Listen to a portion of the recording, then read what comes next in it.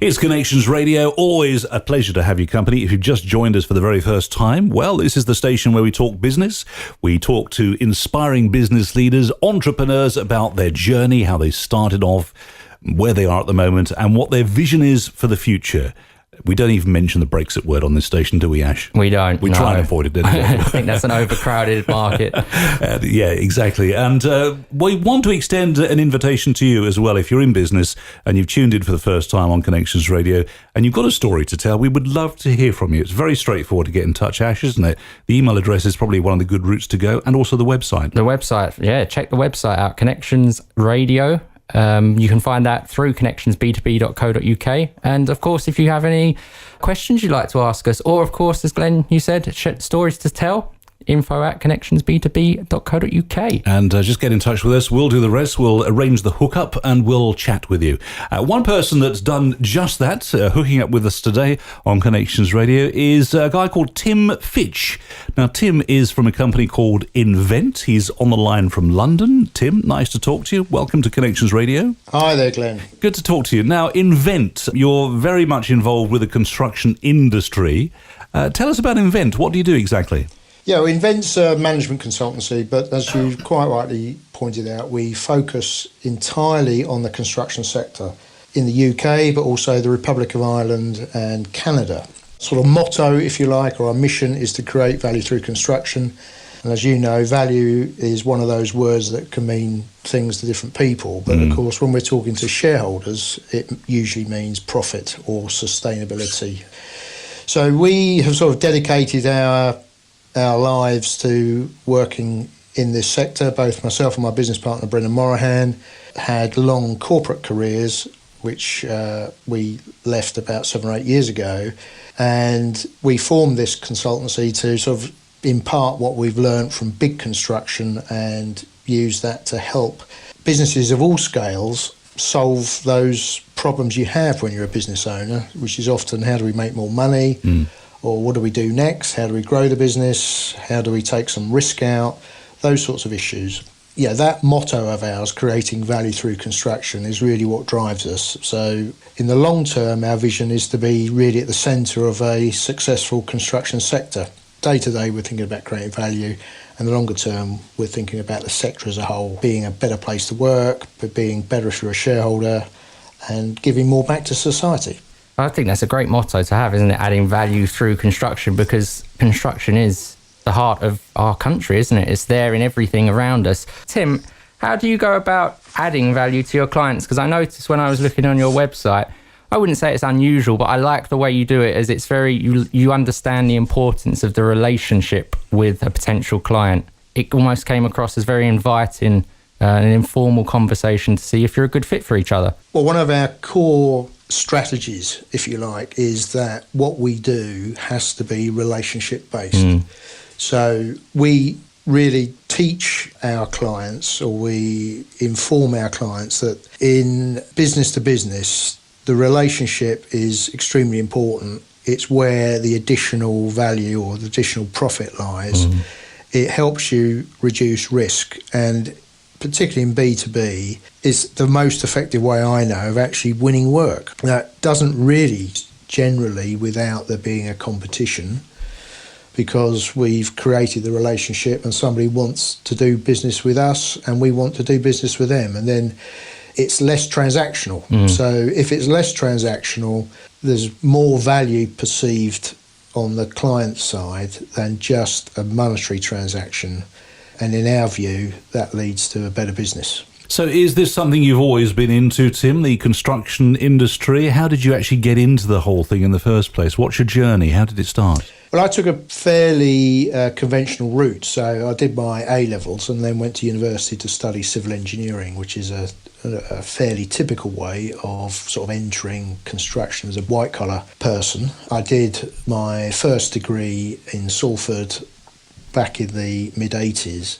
Did well, and was lucky enough to get funded to do a master's degree at Imperial, and I studied soil mechanics there, which is obviously a special bit of civil engineering science, which then led me into a career working in specialist foundation business, which eventually became part of Skanska. So I started off very technical, And then my career sort of progressed within that business into sort of more general management, contracts management, and then I ended up running a little business unit. Then I got into business development in quite a big way, and I created a business that fixed railway embankments and cuttings, but in a way which was massively more effective and competitive than anyone else. Probably back in the days when lots of railway lines were closing down because of banks collapsing and soil going on railway lines, but it doesn't happen so much these days, landslides, does it? Particularly on the underground, which was built in a particular way. What you've said was exactly what was happening in the mid-90s. There were lots of speed restrictions and collapses, and of course that's unacceptable to London Underground,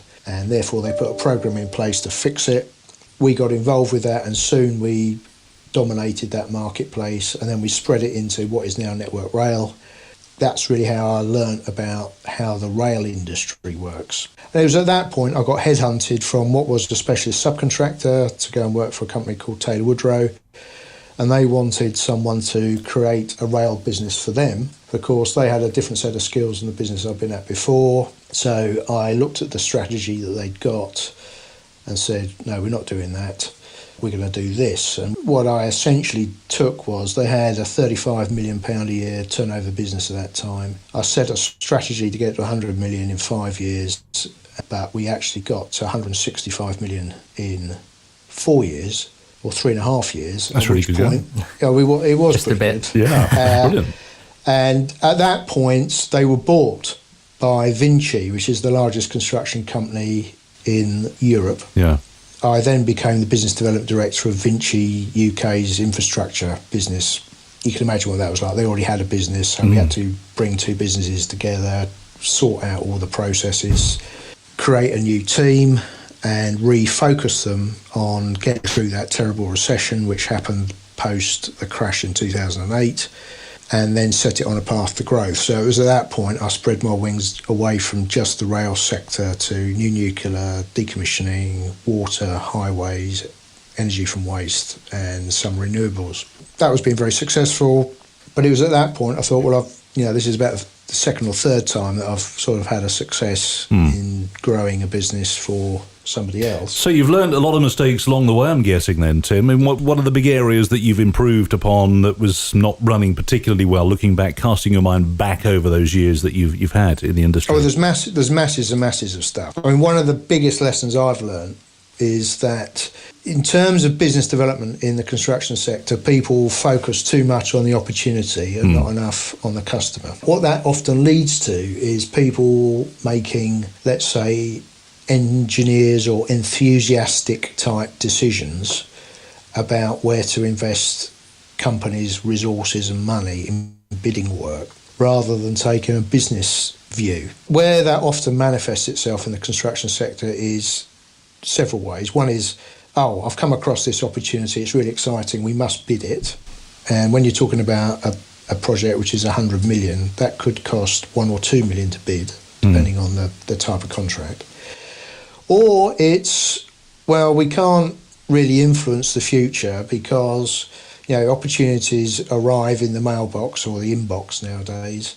And if they don't arrive, well, then the market's obviously taken a dip and there's nothing we can do about it. So I've learned that you can't predict the future perfectly, but with the right techniques and ways of looking at the world, you can have a much more informed view about what the future is going to look like for your business, and then take actions to make it happen or avoid the problems.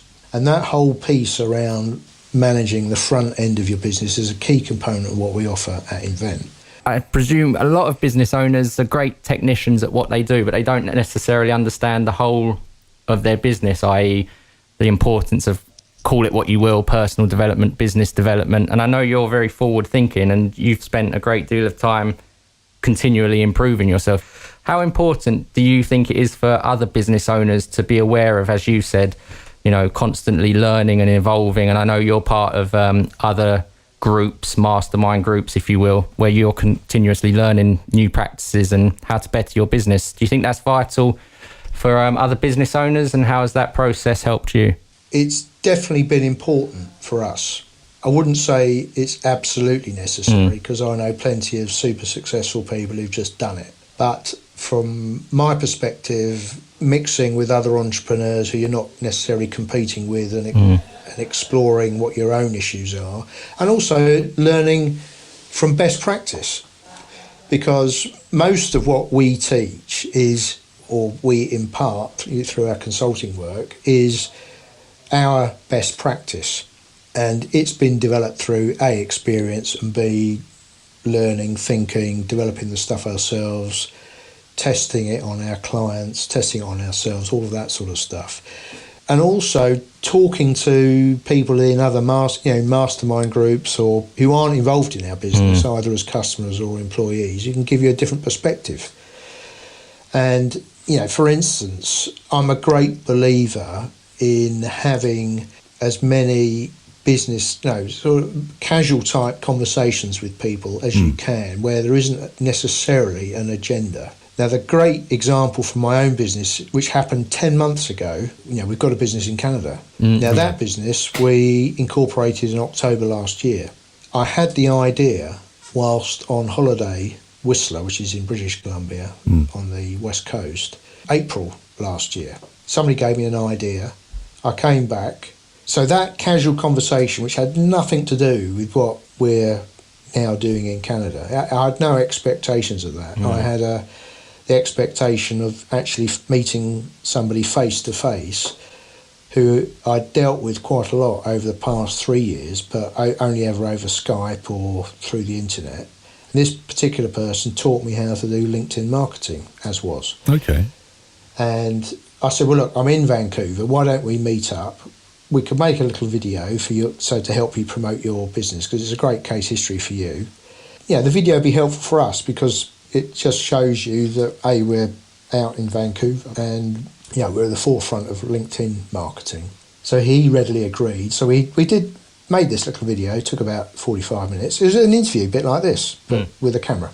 At the end of it, this chap, Trevor Turnbull, said to me, well, Tim, what's making all the money now for you in your business back in the UK? And I said, well, we're doing the consulting, but the key thing that's driving spectacular growth is for the construction sector reclaiming research and development's tax credits, because they're just not understood in the sector. And I said, we've had tremendous success for our clients, and obviously hasn't done us any harm either. And he just casually said, we've got something like that in Canada. We called it SHRED. I said, what does SHRED mean? SHRED? He said, it's SHRED. Okay. It's an acronym. He says it's for Scientific Research and Experimental Development. A little light bulb went off in my head. So when we came back, I got one of the interns. I said, right, go and research this, which took this chap a couple of weeks. It came back. It looked very favourable. So by this time, it's the end of April. We decided to make an investment.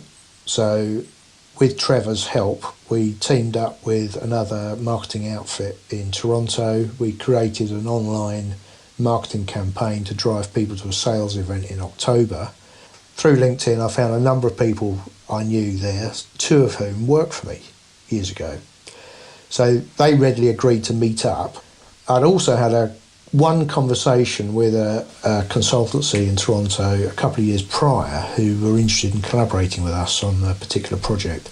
It didn't come to anything, but I thought, well, I'll make contact again with this chap. So I wrote to him, said why I was there, and would you like to meet for lunch? And he said, well, look, it's not me you want to see, it's this chap. And he introduced me to someone who's now an associate of ours. He's on the website, a guy called Stephen Ball. We had lunch, and anyway, the upshot of that lunch was he agreed to be our business development guy. Great. In Toronto. I went back in June. We had 13 sales meetings. 8 said yes. So that worked for you then. That campaign was successful. That campaign was amazing. We then came back in September to start that work and do some more sales. Then in October we had the event, which the online campaign was driving people to. I did that sales event, and we got 80% of the people who were there signed to say that they were interested. And then the last visit was last month in January. We signed the biggest deal we've ever had with one of the attendees at that event. To cut a long story short, we believe we've booked sales worth $5 million. Was that on the back of LinkedIn? Well, the online bit was LinkedIn played a big part in it. So there was two parts. There was the old-fashioned shoe leather, and then there was the more social media and website stuff. The thing is, we went from 0 to 5 million in sales. That's not the same as revenue because our contracts last into the future. Sure. It's been astonishing, and to the degree that one of our clients is the president or the incoming president of the Canadian Construction Association, and he has invited me to speak at their annual symposium next month. That's got all of the great and the good in the Canadian construction industry will be at that. Good market to crack as well, isn't it? I should think the Canadian market. Anything in North America is a good market to crack. Canada, definitely. I mean, with what we're doing, actually, the USA's in decline because they've changed their tax code and they're phasing out R&D tax credits because they've reduced the corp tax, or they're on the process of reducing corp tax very significantly. And one of the sort of kickbacks from that is to reduce some of the other givebacks. So, but Canada's definitely, from our perspective, very promising because of construction is a larger part of the economy that is in the UK. The UK is big; it's the second part. Canada, it's the second part, but it's a higher proportion of their GDP. And if you go there, you can see why, because it's a huge country and they need more roads and railways than per person. More infrastructure, generally, Okay, listen, it's a great, fascinating conversation. We're with Tim Fitch from Invennt. Now, Invennt, a London-based business consultancy working with organisations who execute, commission or support the development and construction of capital projects. Quite a portfolio. And you mentioned Trevor just now in your chats, Tim. Does that lead us nicely into the piece of music that you've chosen today? Well, it does, actually. The piece of music I chose is Clever Trevor by Ian Dury and the Blockheads. As you said in the introduction, it's a piece of music from my childhood, which means must be nearly 40 years since it was... my childhood as well, Tim, I've got to tell you. Since it was first released. And Ian Dury was quite a big influence on me when I was a kid, so that's really why I chose it, and this is one of my favourite tracks. Just 'cause I ain't never had nothing worth having, never ever, never, ever. You ain't got no call not to think of what I'm falling to, thinking I ain't too clever. And it ain't not having one thing, no, not another either, neither is it anything, whatever. And it's not knowing that there ain't nothing showing an answer to the name of Trevor. However, just 'cause I ain't never said no, nothing worth saying, never ever, never, never, ever. Things I got read into what I never said till my mouth becomes me head, which ain't not all that clever. And it's not saying one thing, no, not another either, neither is it anything I haven't said, whatever. And it ain't not proving that my mind ain't moving an answer to the name of Trevor. However, knock me down with a feather, clever Trevor. Why brows wonder whether clever Trevor's clever. Either have they got, no, neither haven't not got no right to make a clock out of Trevor. Why should I feel bad about something I ain't had? Such stupidness is mad, cause nothing underfoot comes to nothing less to add to a load of old toot. And on off, not off glad, cause there's nowhere to put it. Even if I had, I'm a bit of a jack the lad.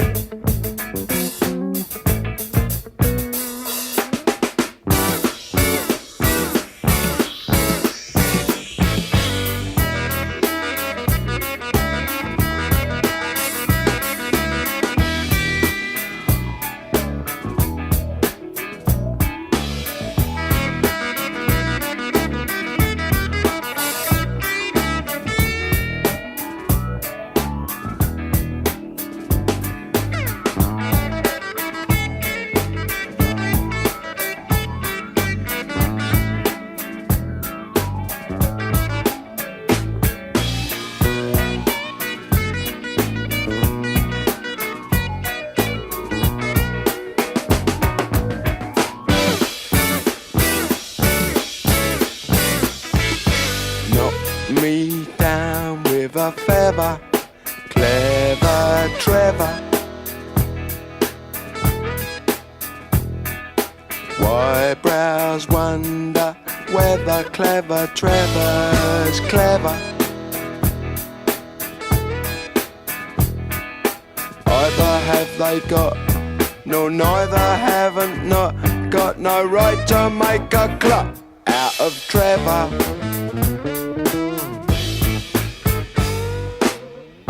Also, it takes much longer to get up north.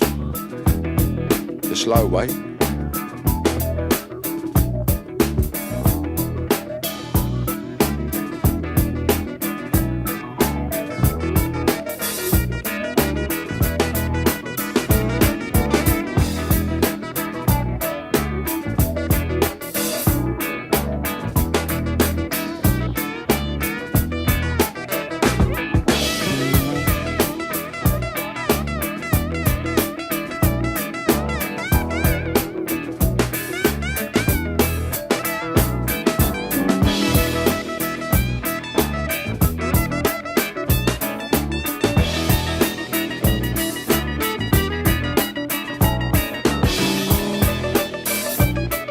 You're back with Connections Radio, and that was Ian Jury and the Blockheads with Clever Trevor. And as always, I love Connections Radio. It's an education for me. Musical education every time. Tim is our guest on the line. Tim, he's never heard of it. Ashley Burgess-Payne, who's opposite me in the studio, has never heard of Clever Trevor by Ian Jury and the Blockheads, but he's heard of Hit Me With Your Rhythm Stick. I have heard of that. Yeah. Which was, of course, his big hit. Yeah, that was his big hit. Can I just state, I wasn't born until 87, okay? We won't talk about that.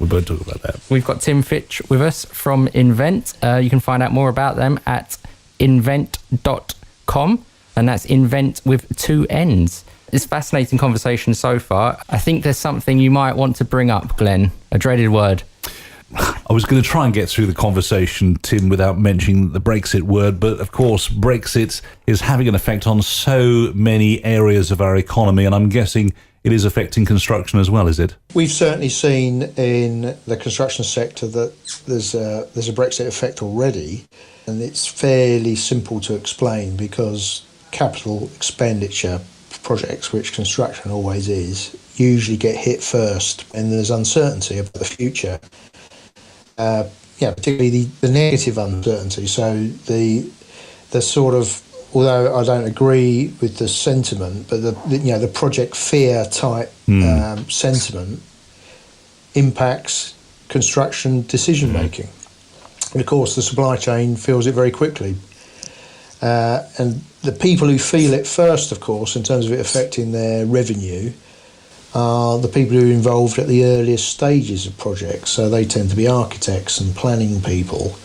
And then when it comes to the actual physical work, the people who then normally feel it first are the people involved in demolition and things like that. Of course, if a deal is done which is deemed to be okay, or we change our minds about leaving, those businesses will soon bounce back because there is actually pent-up demand. There's no actual shortage of cash, but it's what there is shortage of is the confidence to start investing it in things like new commercial development. Now, in terms of, you mentioned the supply chain, is there one area of the supply chain, Tim, in your sector that is more successful than any other area? Well, I think I can tell you one bit which is significantly in decline, and that's what we call the tier one. So these are the sort of household names in the construction sector. Let's take one that's failed, which is Carillion, which is obviously had a massive impact here in the UK, but that, interestingly enough, also in Canada, where they had significant investments. Those types of businesses where you are essentially, their business model is what I call contractual arbitrage. So they take a contract from the client. Nearly all of the work, typically 80% or more, is subcontracted to various other people within the supply chain. And then the other role that they perform for the client is what we call systems integration. So they buy in the separate packages. So, for instance, demolition, building the frame, which is like the skeleton of the building, the cladding, the mechanical and electrical equipment, the glazing, and all of that sort of stuff. And they make it all work, and coordinate everything and make sure all the subsystems work together. That business model has been in decline since it was invented. It was invented just after the war. So if you go back in history, this is some work that we've done with UCL. Okay. Back in 1948, those sorts of businesses in the post-war boom were making something like 15% net margins. They're also massively cash generative because you essentially charge your customers early and you pay your suppliers late, so it generates huge cash flow problems, really, I suppose. Well, no, it generates cash for the tier one contractor. Plus, they could, so in the times when you had relatively normal interest rates, you could make money off the cash. And secondly, of course, there was a margin to be had over doing that just by acting as the middleman. Now, over the past 70 years, unsurprisingly, that's become very competitive because at that time it was a very compelling business case, and a whole series of things have happened since. The clients got smarter, interest rates are down at rock bottom levels, so you can't make any money out of the cash pile without taking significant risk. Because of that, margins are now approximately zero. Right, wow. So that section of the supply chain, the people at the top, is a business model which I don't think works anymore. So, Tim, with that in mind, you talk about obviously growth, being sustainable, and most importantly, the mindset, because that does play a vital role, as we often discuss on Connections Radio. But I suppose the construction industry is the same as any other industry in the sense of business owners are eager to grow their business. And as you touched on before, the short of that is 9 times out of 10 it's profit. That's how most business owners will look at it. We are up against time here, but obviously with Invennt, you're there, you can help business owners in the construction sector to grow their business, can't you? And how can they find out more about you? What do you offer them? And if they want to get in touch with you, Tim, what do they need to do? To find out more about us and or get in contact, look at the website. And just to make it easy, it's Invennt with a double N at the end. So it's INVENT.com. You'll find out quite a lot about us there. You can find the business on LinkedIn. We've got a Facebook page. All of my staff are on LinkedIn. My contact details are all over the website. Drop me an email. The best way to start the conversation is to have a quick phone call, and I then like to follow up with an informal meeting, usually over breakfast. So a big breakfast is a big part of how we do business development. Sounds a good idea. And we pay for it. It's usually a price point above your typical greasy spoon. But the point is, it allows us to have a sort of a no pressure first opening discussion. And then we can both decide whether we want to take the conversation. That's a really lovely casual approach that you've got to that, isn't it? It's really nice.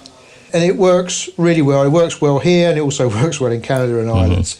Because when you're trying to sell something, it actually ends up being quite intimate for a business owner, which is, look, we're going to help you become richer, is the essential undercurrent of what we're selling. You can't do that in a transactional manner. And therefore, the sooner that we can create a one person-to-person sort of relationship, the more likely both parties are to decide to go ahead with it, or decide that it's not for them. We always say, don't we, Glenn? Sorry, Tim, to cut in, that people buy people. They do. And I think that's a great way of doing it. Absolutely. It's been fascinating, Tim. Thank you so much for your time today on Connections Radio.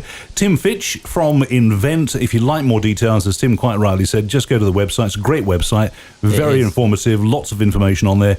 It's all the W's. Invennt, that's with 2 N's, INVENNT, in fact 3 N's altogether, .com. So Invennt.com. Invent's a London-based business consultancy working with the organisations who execute, commission or support the development and construction of capital projects. Tim, thank you so much for joining us today. Thank you very much, Glenn and Ashley. Thank you very much. Pleasure to speak to you.